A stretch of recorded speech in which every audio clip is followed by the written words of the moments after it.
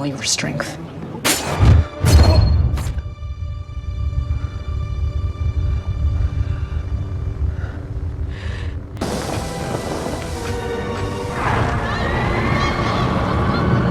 An acolyte kills without a weapon. An acolyte. Oh, what a shit show this was. If you've been following the drama of the show, you know that there's been controversy surrounding it before and after its release. Oddly enough, it was the director Leslie Headland that stirred the controversy in the first place, and it just spiraled after that, as every interview promoting the show only seemed to deter people from watching it before it even aired. There are other channels that have been following this train wreck meticulously since its conception, so I'm not going to repeat what I'm sure most people have already heard before. So let's go ahead and talk about the story, because that's what I mainly focus on anyway. So, Leslie Headland has made several claims when promoting the show. On one hand, she said the story was a murder mystery in the Star Wars universe. On the other hand, she talks about wanting to tell a story where the Jedi are very much the antagonists through the lenses of those who have been deemed the antagonists in that universe. In another breath, she talks about wanting to tell a love story, so to speak, that isn't necessarily romantic and didn't center around a heterosexual pair. I'm really interested in Star Wars from the perspective of the bad guys. Therefore, if we set something earlier in the timeline, something before the prequels, but a little bit after, end of High Republic, I was like, then the Jedi become, because Star Wars is always about rebels versus institutional threat, right? Underdogs versus huge empire, right? So if we set it then the Jedi become the antagonists. Not the bad guys, but they become the bad guys to the bad guys. When I saw Frozen as a grown-ass woman, I cried through the entire movie. There was just something about the relationship between the sisters, the like de-villainization of the classic kind of fairy tale bad guy, the concept of true love being between two sisters and not a heterosexual relationship. I gotta be honest, from everything I'm hearing, it sounds like she didn't know what the main focus of the story was. I get that she might be trying to promote the show from different angles to make it more appealing to as many people, and that could have been the case. I want to talk about this interview right here where people clip a lot when talking about Leslie Headland. I want to ask you both, because this is, I would say, arguably the gayest Star Wars, I think, by a considerable margin. And are you excited about that? Are you bracing yourself? Star Wars. Not the It's pretty gay, let's be honest.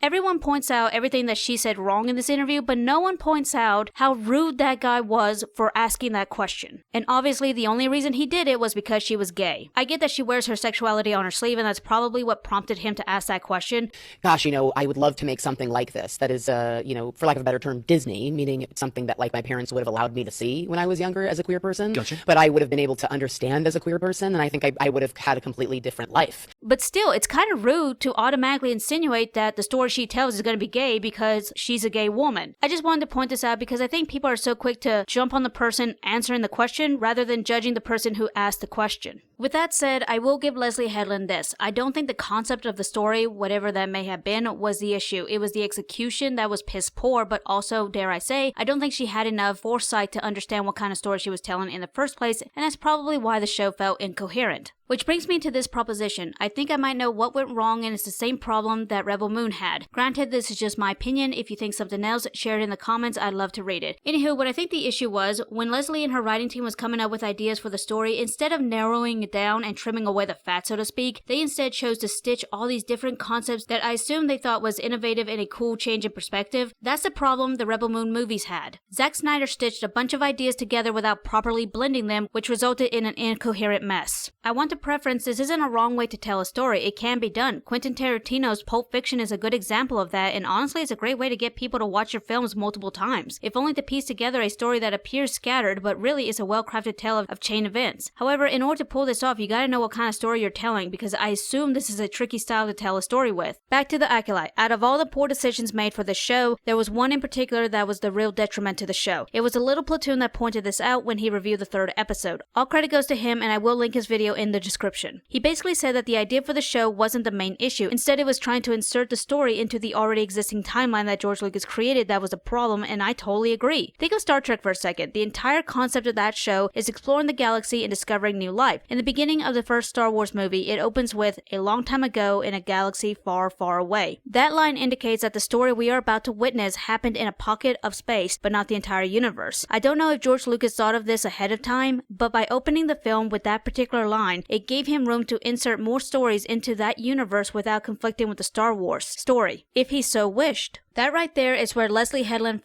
up. She could have told her Acolyte story without trying to insert it into George Lucas's timeline. I am aware this takes place before Anakin, but because the Jedi are so heavily involved in the story, it does mess with the lore, such as when apparently a character was inserted into the Acolyte that had yet to be born. With all that addressed, I'm going to go through each episode and attempt to fix the show, and no, I am not drawing any pictures for this. I'm strictly making this video so I can get it off my chest and move on. I want to make something clear though. I have watched all the movies and some video essays diving into the Star Wars lore. While I do think I have a surface level understanding of the Jedi and their belief system, I claim my ignorance when it comes to the more deeper stuff, so please forgive me if I make mistakes. Before getting into the episodes, let me talk about the changes that I'm making to the setting. I think the story would do better if it took place on the outer rim or border, so to speak, where the Jedi have no influence and aren't very well known. This will give the story the necessary distance it needs to tell its story without inserting itself within the George Lucas timeline. Also, maybe the time which this story takes place should be kept ambiguous because 100 years is not enough distance, especially when there are some alien species that live for far longer than that and are Jedis. The only reason the Jedi are in that outer rim is to investigate a disturbance that was felt in the Force by a high-level Jedi. Who that Jedi is, you can make that assumption. It's really not important.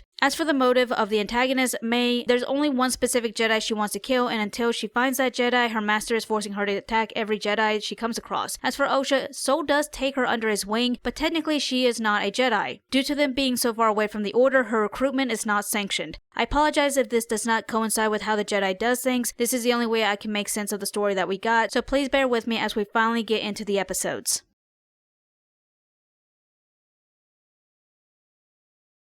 Before getting into the rewrite, let's do a recap. May approaches Indara and they fight. It's a one-sided fight as Indara clearly is the experienced fighter, but we can't have nice things, so she dies. Cut to Osha, she has a nightmare, then looks at fire in space and is accused of murdering Indara by her childhood friend, who's a complete ass. She's being transported, but there's no Jedi on the ship, which is weird, especially since they know that Indara's attacker was a Force user. Anywho, the prisoners get out, but accidentally malfunction the ship. They escape, but Osha doesn't and miraculously survives a ship crash. After that, she hallucinates. As Sol tracks her down, she pleads her innocence and Sol believes her. Oh, and then it cuts to Mr.Smiley reciting his creed and posing on a rock. With that out of the way, let's get into the rewrite. Indara leaves the tavern as night falls, but a strange feeling and the Force lures her to a secluded area covered in shadows. She knows someone is hiding in the shadows, but knives are thrown to keep her from getting any closer. She uses her lightsaber to reflect them. The fight continues like that as Indara tries to pinpoint her assailant, but they keep moving so she can't use the Force on them. However, she's caught off guard as the knives she reflected starts to move on their own, alerting her that she's fighting a Force user. Indara tries to coax the assailant out, but it doesn't work, and with a number of cuts on her adding up, she uses the Force to stop all the knives. She can feel her assailant attempt to use the Force and push the knives through. With that distraction, she's able to grab hold of them and pull them out into the light with the Force. May struggles to break free as Indara is about to pull off her mask. A red lightsaber pierces through Indara's chest, missing May by an inch. May drops to the ground. As Indara dies, May kneels to her master. When I talked about the fight in my review of episode 1, I mentioned that I was pleased Indara wasn't struggling because she's a Jedi Master, but that created the problem of how was May going to kill her and make it believable.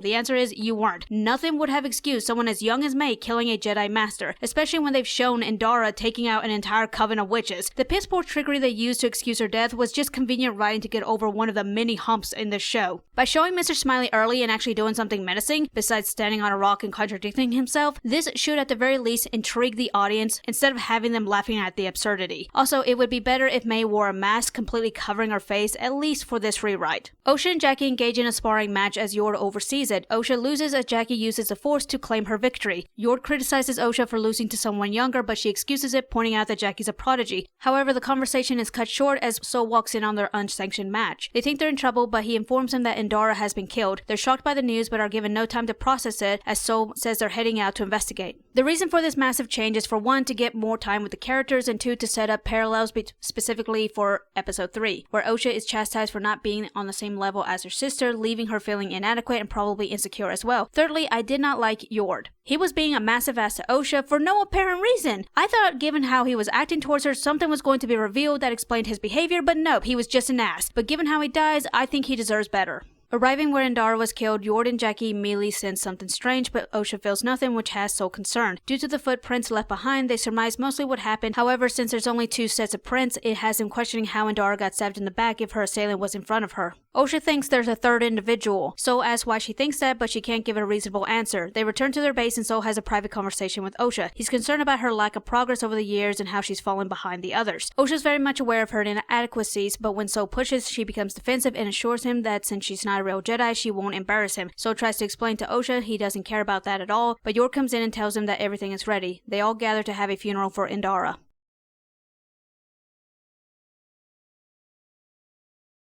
In episode 2, May tries to kill Torben, but he's been in a meditative trance for the past 10 years and she can't touch him. She goes to have a poison made, but not as a gas. It's liquid that he has to drink, and he does! May talks about doing the right thing, that's rich coming from her, and it gets him out of his trance. Why she didn't think to do that before? What made her think to actually do that?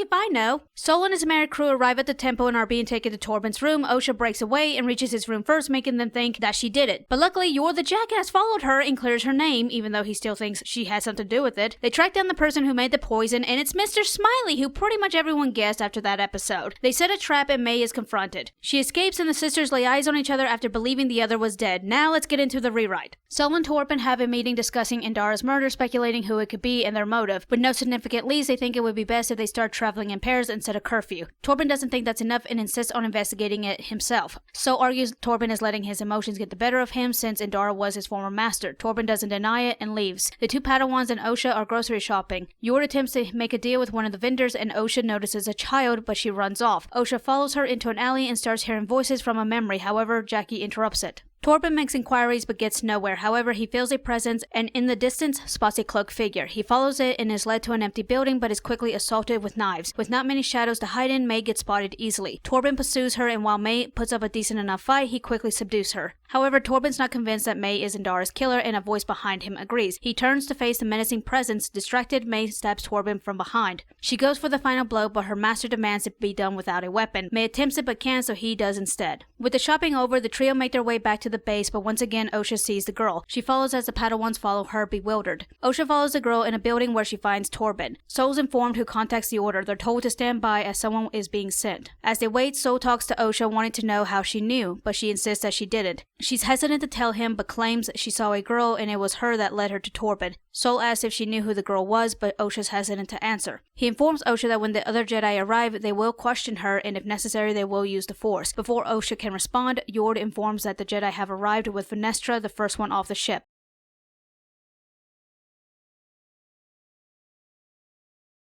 Episode 3 is a flashback as we're introduced to the coven of witches and the twins when they were kids. There are two matriarchs, Coral and Anastasia, who is the main leader. Anastasia spoils the girls while Coral is left to discipline them, but doesn't even get to do that as Anastasia basically lets the girls do whatever the they want. Literally. That night, a ceremony is to take place where the girls will become official members of the coven. However, Osha is on the fence, but no one seems to care. At the ceremony, the witches get it on as May is inducted into the group, but before Osha is, who really doesn't want to do it, she is scared out of her mind, the Jedi arrive. They make us think about wanting to test the girls if they're Force sensitive. To get the Jedi to leave, Anastasia mind controls Torben, and what's really up about this scene is the girls have no reaction seeing their mother do this, despite the fact that Osha later on confirmed that that was the first time she ever saw her mother do that. Anyway, the witches agree but tells the girls to fail the test. May obeys but Osha passes as Sol is being a creep. May gets upset that Anastasia is going to allow Osha to leave. She locks Osha in her room and sets the door on fire. Sol comes to the rescue but finds the place engulfed in flames. The witches are all dead. May falls to her death, or so they thought, leaving Osha the sole survivor. Before getting into the rewrite, I need to say some things. The double standards in the show, in the writing, is baffling to me. In this episode, Osha is clearly unsure about the ceremony, but her concerns falls on deaf ears. At the ceremony, it is clear she doesn't want to go through with it, and how her mother didn't see that? If I know. Basically, the witches are forcing something on Osha before she's ready and doesn't properly console her. The thing about the Ascension is they completely drop it after the Jedi arrive, making me wonder if they could have just waited until Osha was a little more mentally prepared. But the Jedi are the bad guys, as they did ask permission to test the girls, and the choice to let Osha leave with the Jedi was left for Anastasia to decide. How are the Jedis the bad guys again? They gave Osha the choice, but the witches weren't giving Osha any choice except for her mother, but only after she says she wants to be a Jedi, but she doesn't even know what a Jedi is and it's not explained to her. Also, Sol's giving me pedophile vibes. After this episode aired, Leslie Headland came out with a statement insinuating that she didn't consider the sexuality of the witches, specifically Anastasia and Coral's relationship, when creating them, implying the assumptions the audience made about them was due to them wanting to see that. I'm calling BS on that. She knew exactly what she was doing with these witches, specifically Anastasia and Coral, and instead of owning it, she tried to gaslight the audience. That me off. Let me make it clear. There's nothing wrong with these characters being a couple if that's what they are, and obviously that was the intent. But to gaslight your audience is scummy and manipulating. Let's finally get into the damn rewrite, which will have nothing to do with this flashback. Vanessa speaks with Soul alone as she chastises him for getting distracted from his mission, as she reminds him that he and the others were sent to investigate the disturbance that Master so-and-so felt. Especially after the previous Jedis they sent went missing, a Wookiee and a Jedi Knight. Soul asks what the Council thinks about all this, and she informs him that until they identify the threat, there's no point going to the Council. Soul's not happy to hear that, but Vanessa quickly moves on as the Padawans are brought in. She announces that Yord will be promoted to Jedi Knight and demands to speak to Osha alone. Soul is not comfortable with any of this, but Vanessa doesn't give him a choice. With the two of them alone, Osha recounts what she told Soul, and just as Soul, Vanessa demands to know who the girl is. Again, Osha's hesitant to say, but Vanessa coaxes it out of her. Osha reveals it was her sister that she saw. Vanessa's confused as she was informed that Osha's entire family was killed. At that point, Vanessa demands that Osha recount what happened that night. Osha obviously doesn't want to, but Vanessa insists upon it. Osha talks about the peaceful life she had until her sister started a fire that killed her entire family. And the only reason she survived was because she was separated from the others. Part of the building collapsed, knocking her out, and when she came to, everyone was dead. That's when she was found by Soul, Indara, and Torben. Osha wipes her tears away as she's dismissed. Soul waits outside for Osha, but when he sees she's upset, he confronts Vanessa. However, she berates him for not seeing the obvious connection and believes he's been away from the Order too long, dulling his discipline as it's clear he has an attachment to Osha. Vanessa won't hear any arguments from him as she devises a plan to catch the culprit, using Soul as bait. I'll admit I know nothing about Vanessa's character and have no clue if the show accurately portrays her character or if they bastardized her. Since I don't know what she's like, and all I know her to be is a bitch in this show, I figured why not let that be her characteristic. At least it'll give her some personality. I think with Yord and Jackie, it would make more sense if they came with Vanessa, but given what happens to them, it would hit emotionally harder, specifically for Osha, if she knew them longer. With the sun setting, Soul goes out for a walk as he was instructed to make his way towards the abandoned parts of town. Some Jedi follow from a distance while the others patrol the town. Finally, they spot a figure as they follow Soul. He can feel their presence, but something's wrong. The presence is familiar to him. He ducks behind a building, blocking the Jedi's view. Soul sees the figure approach, but as they get closer to him, he blurts out Osha's name. At that moment, the assailant lunges at him. The other Jedi move in, but a disturbance can be felt on the other side of town. It's then they conclude there's two, and the other one is more of a threat. Vanessa orders them to go after the more powerful one. However, Yord, Jackie, and Osha goes to assist Soul. They each take a different route to cut off any escape routes. Osha arrives first as Soul manages to knock off May's mask. It's then Osha lays eyes on the sister she thought she lost. Distracted, Yord sneaks up on May and subdues her. They make their way back to the base, but cross paths with the other Jedis. They were following the cloak figure, but they lost him. May has a smirk on her face, and it's then they all feel the presence. In the distance, the cloak figure appears before them. The Jedi prepare to engage as the intent is clear. They charge but are blown away. That concludes episode 3. No witches yet, don't worry, they're coming. From what was revealed in the final episode, May and Osha are not twins but the same person due to the conversion. Again, I don't know how this stuff works, but if this was the case, wouldn't that mean they share the same presence, making it impossible to tell them apart even with the Force? If that was the case, that would be a useful tool to innovate the whole twin trope. That at least would excuse episode 6 where Soul couldn't tell May had taken Osha's place, but it's clear they didn't think of that.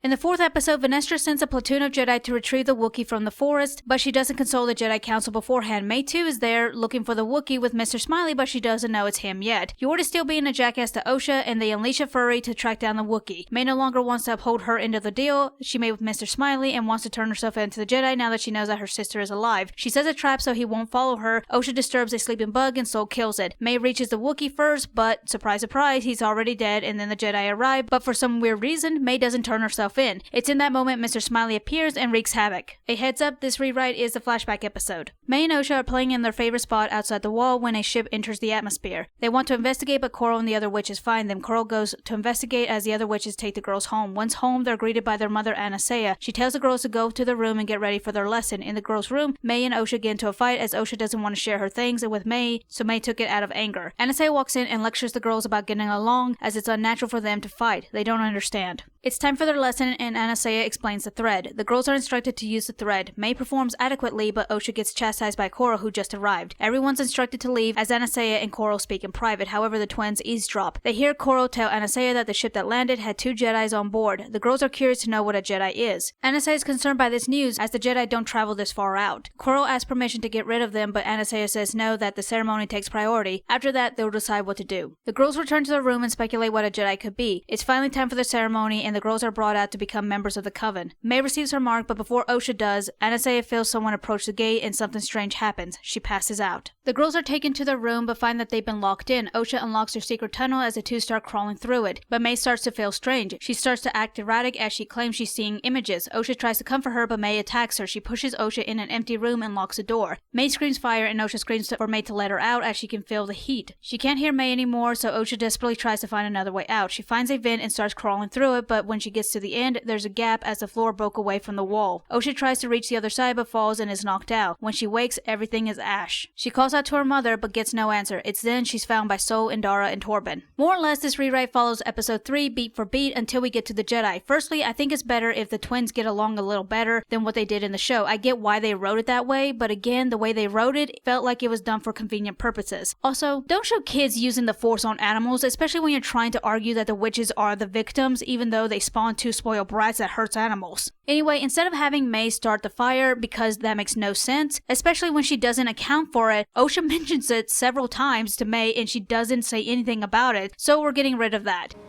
You started that fire. And I would have been dead too if it weren't for the Jedi.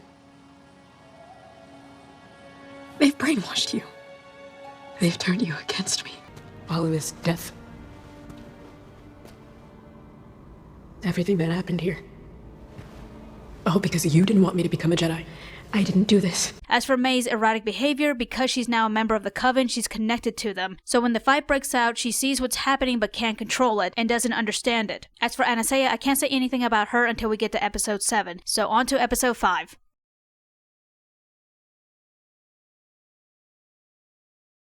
This was the only enjoyable episode because actually happens. The entire squadron of Jedi gets got by Mr.Smiley and it's beautiful, or at least it would have been if the choreography was a little better because good lord the effects. As the Jedi are being taken out one by one, May runs around the jungle like an idiot, literally running in circles. Yord is ordered to take Osha back to the ship even though the Jedi are severely losing the fight. As for Jackie, she was a real trooper, man. And I was not ready for what happened. This is probably the only praise I will give Leslie Headland in the show. She did good subverting expectations because I don't think anyone saw this bloodbath coming. They saw everything else coming a mile away, but not this. Good job. But why was it important for Osha to feel Jackie die through the Force when she barely knew her and doesn't think about her again when she sees Mr. Smiley in his birthday suit? Anyway, Osha convinces Yor that they need to go back and help, and he really has to be convinced. Despite the fact that he should have a stronger connection with the Force and feel all of his comrades dying around him, but okay. Osha gets the brilliant idea to lure the bugs to the fight, and the timing is so weird. When they get there, the bugs are nowhere to be seen despite them flying over their heads when they were running. Yor gets a neck snap, but did anyone actually care? I'm sure they felt something for Jackie, but I'm curious, did anyone give a shit about this guy? After that happens, Sol goes into Kung Fu mode, which is a bit of a stereotype. Sol gains the upper hand, and that's when Mr. Smiley starts running his mouth. The fight continues, and finally the bugs arrive, taking out Mr. Smiley. You gotta love that plot convenience. Being the only two survivors, Osha thinks this is a great time to question Sol on what Mr. Smiley said after he just decimated a whole platoon of Jedi, so he can definitely be trusted. That's what happens when you spoil your kids. They only think about themselves. May knocks Sol out, leaving the twins to talk. It's here Osha accuses her sister of trying to kill her when she set that fire, and May doesn't deny it. She doesn't say anything and pushes Osha, knocking her out and injuring her. You started that fire. And I would have been dead too if it weren't for the Jedi. They've brainwashed you. Nowhere.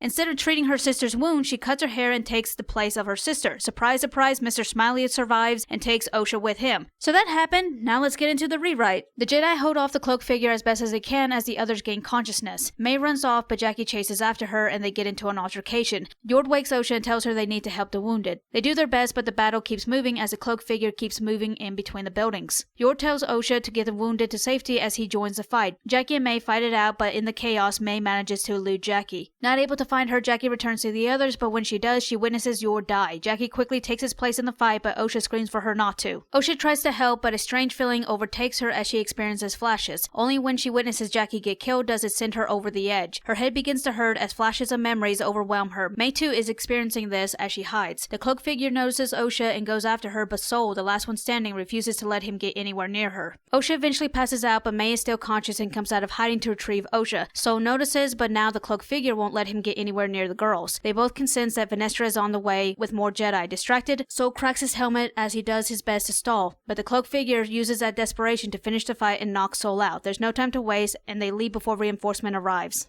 When Soul wakes, he's told that Osha's the only one not accounted for. He wants to go after her, but Venestra orders him to stand down. He asks if the council is going to send reinforcements, and Venestra says no, she didn't contact them. Soul demands to know why, and she insists that they'll want to know the identity of the cloaked figure, and she wants to have the answer for them when she contacts them. Soul's suspicious of her motive, but given their lack of numbers, there's nothing he can do but wait. Okay, that does it for episode 5, and for the most part, it follows the original episode beat for beat with a few alterations. Instead of Mr. Smiley taking on several Jedi at once, it's more believable for him to use his environment to evade the Jedi so he doesn't have to fight too many at once, and this can extend the fight in a more realistic manner. As for Osha's freakout, I want the loss of her family to parallel the loss of her friends, and the stress is triggering something within her. May experiences this as well because they're the same person, but because this is specifically happening to Osha, May is only feeling it through Osha. That's why she doesn't pass out.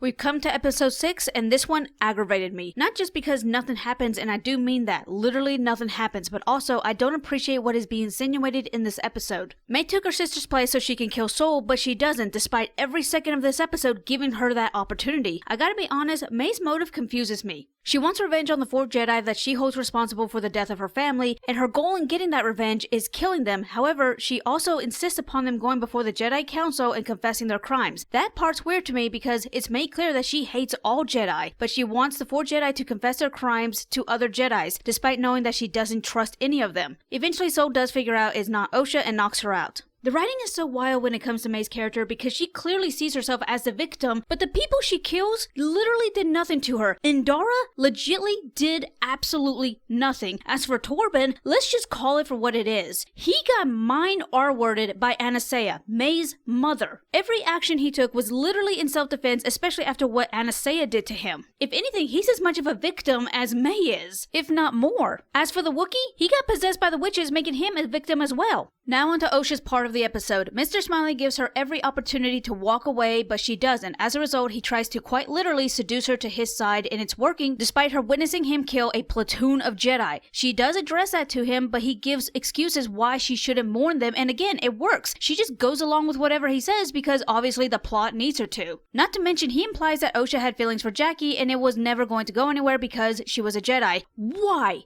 What was the point of that? I know what the intended point was. It was to break down Osha's character, or at least that's what it should have been. How is this supposed to be a big revelation when there's nothing to work off of besides a few conversations that does nothing and goes nowhere? This is shameful queerbaiting or burying your gays since Jackie's dead, which is ironic given that the showrunner Leslie Headland is gay. I don't know why this is upsetting me so much. Disney is infamous for doing this because they're too scared to commit, so you get this half-hearted slop that they want you to deep throat because they think they're giving you a unique and one-of-a-kind experience that you should be grateful for, even though there are a plethora of gay movies and shows that are so much better. Mr. Smiley taunts Osha and they get up close and personal, and it's brain-dead obvious that this was fully intended to be sexual. Don't gaslight me and tell me it wasn't, not when there was a previous scene where he was butt naked. Mr. Smiley then pulls up his shirt so Osha could see his scar and know that he was hurt too. Again, I need to ask, why? Why did they write it like this? This does nothing for the characters except make Osha look incompetent as f***. I don't know how much more I can take. After that, Osha tries on the helmet, and of course, they had to retcon the heavy breathing. Poor Anakin can't have anything anymore.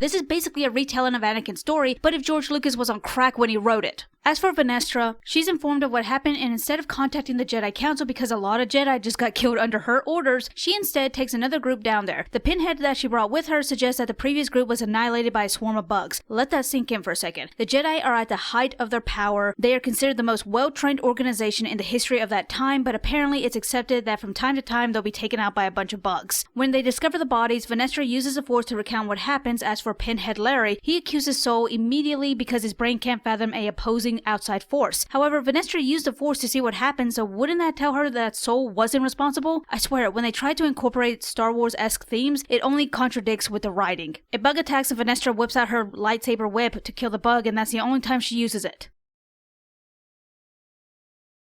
Osha wakes and finds herself on an unfamiliar ship. She tries to recount what happened, but to her horror discovers she's restrained. She starts to panic, but May walks in and tries to calm her down, but her presence only agitates Osha. With no other way to calm her, May uses the Force. She explains that if she wants it off, she needs to prove to him that she's not a threat. When she calms down, Osha asks May if she killed the Jedi. May unknowingly answers no, claiming that she's not strong enough yet. Only when he thinks she's ready will he give her the opportunity to fight a Jedi on her own. For what purpose? To complete the deal they made. May wanted revenge and he promised it to her, but only if she became his pupil. Osha's confused by May's answer and asks what did the Jedi ever do to her. Now May's confused. She accuses the Jedi of ruining their lives. Osha makes it clear that the Jedi saved her after May set the fire. May gets defensive and makes it clear the compound was already on fire. She saw it coming and that's why she screamed fire. Before they can talk anymore, he enters. He approaches Osha, he looks at her, then her sister, then back at Osha. She asks what he wants with her. He answers, the power of many. He tells May they'll be arriving soon. Osha immediately asks where they're going, and May answers home. They leave Osha, and Osha tries to figure out how to escape. She sees her droid, but is unsure how to get him. She could attempt to use the Force, but her connection is weak, and it's clear if she did, they would know. But there's no other option, so Osha takes a chance and uses the Force. It's a struggle, but she gets her droid and uses it to escape her restraint. May returns, but she can't find Osha. Osha uses the droid to tamper with the wiring to send out a message. May finds her, and Osha's droid short-circuits the wiring, causing the ship to malfunction. The ship crashes, but May made sure Osha was safe, which baffled Osha. When they land, May has a terrified look on her face and tells Osha to run. Her master is standing at the entrance and his helmet has been knocked off. Soul receives Osha's message. I know this one was short, but I just want to get this video over with, so I'm just trying to move the story along as fast as I can. I hope you can understand. The only thing I want to talk about from this episode is Khmer. As powerful as he is in the show, he should have been older, but this is based off of Leslie Headland's fanfiction, so that means he had to adhere to the trope of I can fix him, which only works with young guys and girls. With that address, let's go to episode 7, which is going to be a flashback.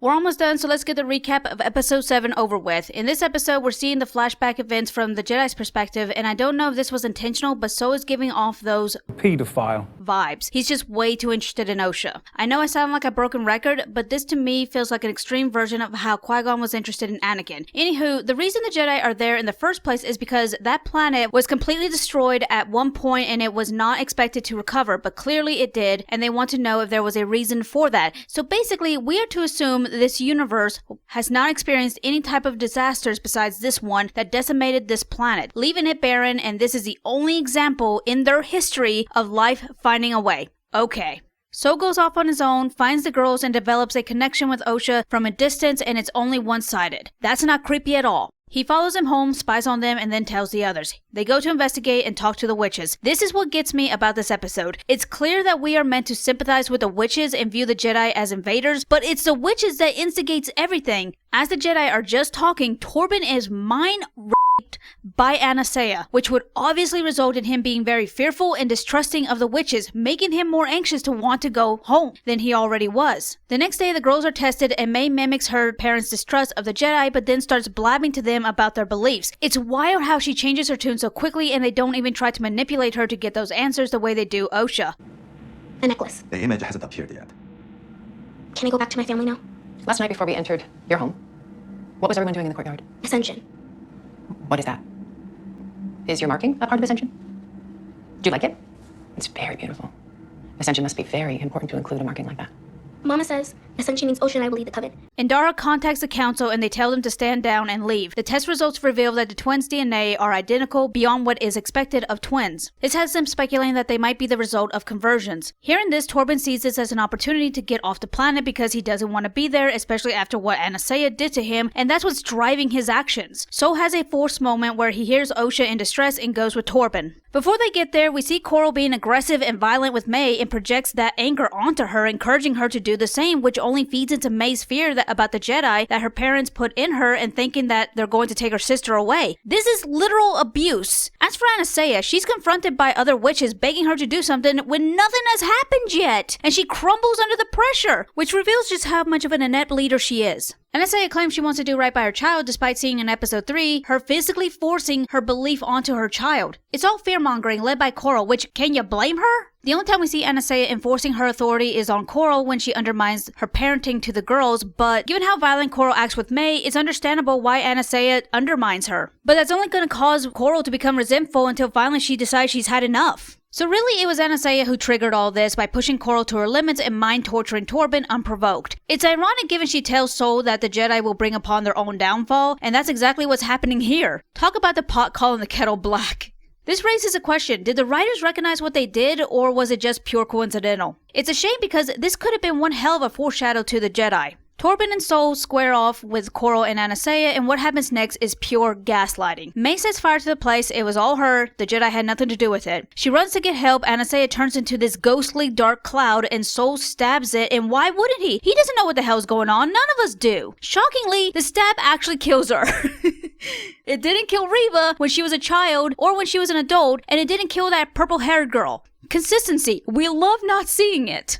May witnesses her mother's death, and this is what prompts her to accuse the Jedi of attacking unarmed people. You know what? I'll give her some leniency because she was a child and this was her mother, so obviously she's not going to see the rationality in this. But the writers, what the f*** were they thinking? Also, you cannot convince me that May has seen her mother do this before and knew her mother meant no harm. Not when Osha confesses that she's never seen her mother mind control anyone before Torben. Coral attacks Soul, but he feels guilty so he won't fight back. She now turns into a puff of smoke and it takes the entire coven to possess the Wookiee. We get a fight between the guys and then Indara comes in, uses the Force to unpossess the Wookiee, and it kills the witches. So much for the power of many. Because we don't see much of Indara's capabilities, I assume she's the standard of a Jedi Master, but not one of the exceptionals. This tells me that it wouldn't have mattered who the intruders were. The witches would have been taken out either way. It just happened to be the Jedi in this case. In the end, Indara makes a decision to lie to the Council so Osha could stay with Soul. It makes no sense. That makes no sense. Anyway, that was a fun recap. Let's move on to the rewrite.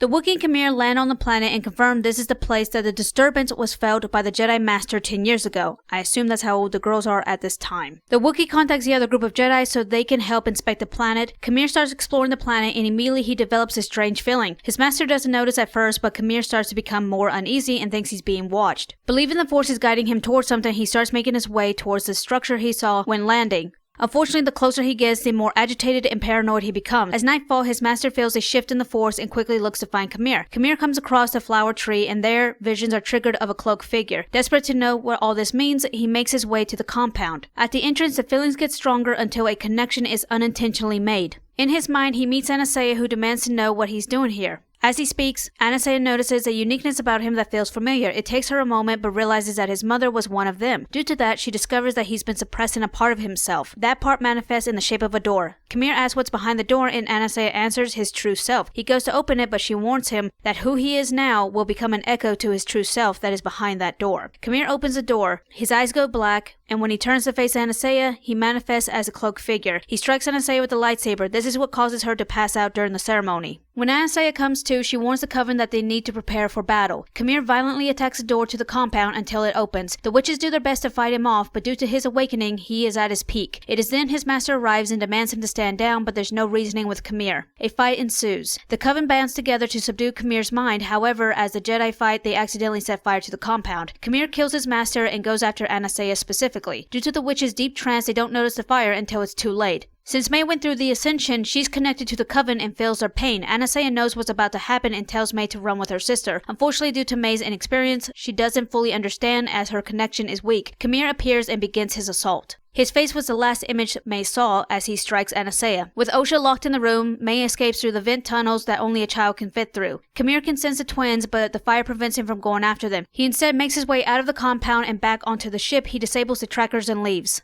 Come morning, Indara arrives with Soul and Torben. They're baffled that they can't find their comrades but sense the darkness that happened that night but can't properly read it. They find the compound, but the fire burned so much that they can only find a few unidentifiable remains. As they get ready to leave, they hear Osha call out to her mother.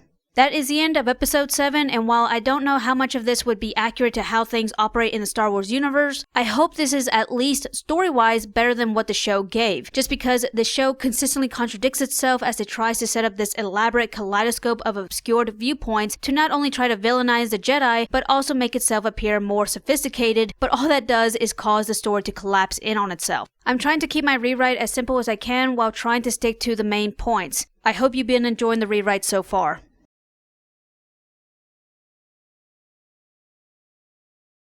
Finally, we are at the last episode, and thank God. Let's get into it so we can get this over with. The two parties find their way back to May and Osha's home planet. Soul and Mr. Smiley square up, and it wasn't a half bad of a fight. As for the sisters, they too square up. It's hilarious to me that every time Osha brings up May started the fire, May just does not want to take accountability for it. But to be fair on her, it was Coral who encouraged her to get mad and use that anger to destroy a computer. She even got praised for it. How else is a child supposed to interpret this other than get more violent? As for Coral, her whereabouts after the fight with the Jedi is left ambiguous. I assume it was left that way for season 2, God forbid. Anyway, as Soul and Mr. Smiley are fighting, May joins in and takes Soul's lightsaber. She tricks Soul into confessing to killing their mother while Osha was in the background. The writing for this was so cartoonish. It was clear what the she was trying to do, and Soul, in his infinite wisdom, couldn't catch on. The writing in this show is insulting to people's intelligence, at least to mine, and I don't think I'm that smart. Osha confronts Soul and she kills him using the Force, and then something interesting happens. Soul's lightsaber that Osha was holding goes from blue to red. I will admit the execution was good and the concept was really cool. However, I don't know if this is accurate. I was always under the impression that the color of the lightsaber depended on the crystal that was used to activate it. Please educate me if you know the answer. If this is true to the lore, then good job, Leslie. But if it's not, please, for the love of God, stop with the established lore. If you mess with it too much, it puts into question the reasoning for how the events took place. After Soul dies, the green of the Order arrives on the planet. Osha, May, and Mr. Smiley are all besties as they run to evade capture. May stays behind to give the other two time to escape. But the amount of time they were talking, they could have just ran. Mr. Smiley wipes May's memory so they can't use the Force to find them. With Soul dead, Vanessa pins everything on him and gets away with all the decisions she made in this show. Obviously, they had to show a beloved character from the original trilogy because that's where the views are. The show ends with Osha and Mr. Smiley holding hands. That's how this show ends. Yep, that's Star Wars. This guy murdered a platoon of Jedi 3 episodes ago, but because he's good looking, he has pretty privilege. This show, I swear, it really is fanfiction. When I heard people calling it this, I thought it was a joke, but that's actually what this is. Oh god, let's finally finish this damn thing with a rewrite. Osha runs as May confronts her master. She demands an answer as to why he attacked their coven. In a sincere, twisted answer, he says it was his gift for what her mother did for him, for freeing him. When Soul got the message, he left without informing Vanessa as he doesn't trust her. Osha can feel May struggling, and while it's clear she's still in the dark as to what happened that night, she can feel that her sister is sincere. Osha goes back and helps her sister. The girls know they're no match against him, so they choose to evade him. It now has become a deadly game of hide and seek. He reveals to the girls the nature of their conception and what they are, along with his desire to obtain that power for himself. He finds Osha and uses the Force on her, however Soul arrives. He and Kamir fight as he tells Osha to get to the ship. Osha goes to find her sister. May doesn't know if they'll make it out alive and wants Osha to know, no matter what she thinks of her, she loves her and is sorry for always picking fights with her. She just wanted her attention. Osha forgives May, now knowing the truth, but insists they will make it through. As they run past the fight, Soul loses his footing due to the unstable structure, and Kamir uses that split second to end the fight. He tries to take Soul's lightsaber, but Osha uses the Force to keep it away from him. As she becomes overwhelmed with emotions, Kamir smiles as he recognizes what is taking place. Osha charges at Kamir and attacks him with everything she has. Kamir smiles with delight and refuses to hurt Osha. May tries to snap Osha out of it, but her rage is blinding as she attacks May for interfering. The sisters fight as Kamir watches, ready to intervene if any harm was to come to Osha. However, that was not needed. Osha uses the Force and slams May against a wall, and she doesn't get back up. This unfortunately finally snaps Osha out of her rage as she checks on May. She's unconscious and her head is bleeding, but she is still alive. Osha's scared of what she just did, but Kamir assures her that he'll teach her as he knocks her out. Vanessa arrives and finds both Soul and May. They treat May's wounds, but when she wakes, they find that her mind was wiped. As for Osha, she doesn't know where she is as she looks out into the horizon, knowing that she's being watched by Kamir from a distance. The truly frustrating thing about this story is that the key components were there to make a good story. Leslie Headland just focused on the wrong things. Personally, I think they should have dropped the idea of doing a fugitive on the run because that gave me Blade Runner vibes, and technically they already did that with Obi-Wan, and you can guess how well that turned out. I think the main storyline that Leslie Headland was trying to tell, but clearly got distracted from, was the story about the sisters and their relationship. What she needed to make the story work was already present, she just mishandled it. The entire time that we spent with little Osha, she is constantly at odds with her family, specifically her sister. When she loses her family, it's obviously devastating for her because all she knows is gone. But because we are only shown her wanting to separate herself from her family, the loss doesn't feel as impactful as it should have been. As for Osha's other relationships in the show, if they had pre-existed or if we just got more time with these characters interacting with each other, more specifically getting along, that was a real detriment to these characters. They either appeared indifferent towards each other or just downright didn't like each other. I get that the Jedis are trained to control their emotions, but that doesn't mean they can't have personalities. If the show had allowed some form of companionship, that would have been the perfect setup to naturally cause Osha's character to spiral when she loses her friends, as their loss would have mirrored the loss of her family, opening the door for Mr.Smiley to break Osha down even more than she already was, making her more susceptible to come to his side. That way, when it's Soul's turn to die, that's the breaking point for Osha. Whether she did it on purpose, accidental, or if it was Mr.Smiley that did it, the results would have remained the same. As for her relationship with her sister, first of all, the transition from enemies to lovers, and I do mean the sisters, was extremely rushed and half-assed in my opinion. However, given there's no guarantee of a second season, it's understandable that Leslie would have wanted to wrap things up as neatly as she could in case there wasn't a second season. But again, the ending with the sisters reconciling could have worked if they got more on-screen time together. Where she could have trimmed the fat off the show to allow that to happen would be dropping the romance with Camille. That was unnecessary, and now that I'm thinking about it, this reminds me of Anna from Frozen, who transitions from liking Hans to Kristoff, but for Osha, she transitions from liking Jackie to liking the guy that killed Jackie. It's one thing if she didn't know it was him, but what a dumbass. Can we label this as Stockholm Syndrome? I know that a lot of people like to poke fun of Beauty and the Beast, but there is a significant difference. Belle didn't have a choice. Osha did. I need to move on. Let's move on. Another reason why the sister relationship didn't work in the show was because for the majority of their interactions, they were trying to get the other to see things from their point of view and not really listening to each other. If both sides had valid points, this could have worked. But only one side made sense. Can you guess which one it was? I already explained why May was completely in the wrong, so I'm not going to go over that again, but because May was wrong, all their interactions amounted to nothing. It contributed nothing to repairing their relationship, and in the end, Soul was used as a fall guy to blame for their damaged relationship. This entire show is nothing but irony. But hey, at least May finally apologized for setting the fire. At least we got that. I'm sorry I started that fire. I hope my rewrite fixed some of these issues. I know I overlooked some things in the show, but I wasn't trying to be super detailed. I just wanted to give an example of how the show could have gone if the story hadn't been so overly bloated. It's unfortunate because a story of sisters at odds with each other to finally reconcile only for Destiny to seemingly be hellbent on keeping them apart due to the circumstances of their birth is a beautiful story that 100% could have worked in Star Wars, because that is what Star Wars truly is at its core. A never-ending battle between good and evil, not just externally, but more importantly, internally as well. You failed, Your Highness. I am a Jedi, like my father before me. Finally, we are done and my brain hurts. This was not a good show, and I don't know how or why it turned out like this other than poor management and shit writing. I know a lot of people have insisted that this is the end of Star Wars, and I have admitted multiple times that while I am not a fan of Star Wars, I appreciate the franchise. I cannot definitively say this will kill Star Wars. I think that's up to the individual. However, I do at least feel comfortable stating this isn't the Star Wars George Lucas started with. I'm not ignorant to the fact that franchises do need to grow and mature and even branch out to stay relevant. However, there is a right and wrong way to do it, and alienating your audience, splitting them in half, will only tear the franchise apart, and that's exactly what's happening with Star Wars and other franchises in real time. Obviously, this puts people off of franchises, myself included, and I think it all boils down to the fact that people are tired of the drama and just want to enjoy watching what it is they choose to spend their money on. What else can I say other than this was not a good show? The writing was abhorrent. Normally I try to be considerate because I don't know what the hell is going on behind the scenes, but given the studio, the budget, the franchise, there truly was no excuse for this. Production-wise, it was fine, I suppose. The lightsaber fights was the only enjoyable part of the entire show, for me at least. But I'm gonna be honest, after episode 5, it was a real struggle to get motivated to watch the rest of the series. Especially after hearing about episode 6. That episode in particular, man. For everyone else, it seemed that episode 3 was the one that pissed everyone off. But for me, it was 6. That